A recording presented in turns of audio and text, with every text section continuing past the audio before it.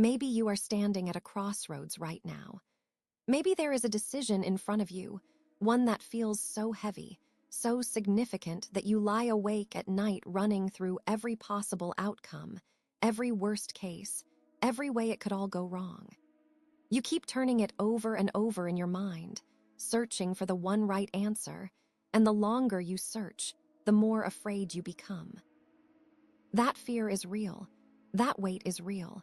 And no one here is going to tell you it is simple or that you simply need to try harder or believe more deeply. Making hard choices is one of the most genuinely difficult parts of being human. The stakes feel enormous. The future feels uncertain. And sometimes the silence where guidance should be feels deafening. If that is where you are today, if your heart is tight with the fear of choosing wrongly, I want to sit with you here for a moment. Because there are words, very old and very gentle words, that were written for exactly this kind of fear. Listen to these words from Proverbs, chapter 3. Trust in the Lord with all thine heart, and lean not unto thine own understanding. In all thy ways acknowledge him, and he shall direct thy paths. Trust in the Lord with all thine heart. Sit with that for just a moment. Not with the mind alone, not with the spreadsheet of pros and cons, not with the opinions of everyone around you, but with the whole heart. There is something tender in that distinction. The heart is where we actually live. It is where the fear lives, too.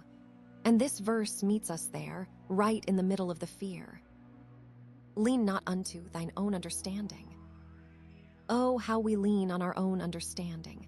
We are trained too. We analyze, we research, we consult, we project. And those things are not wrong. But there is a moment in every hard decision where we have done everything we can do with our minds, and we are still not at peace. We are still terrified.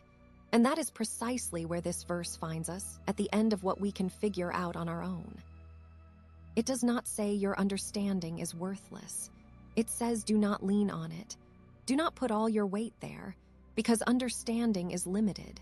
It cannot see around corners. It cannot hold all the variables. It cannot know what is coming. And when we lean solely on it, we collapse under the weight of what we cannot know. In all thy ways acknowledge him. This is such a quiet, accessible invitation. Not in the perfect ways, not in the figured-out ways. In all thy ways, including the confused ones, the frightened ones, the ones where you genuinely do not know what you are doing. Acknowledging God in those moments does not require having the answers. It simply means bringing the question to him. It means saying, I do not know. I am afraid. I need you in this. That is enough. That openness, that honest reaching, that is acknowledgement.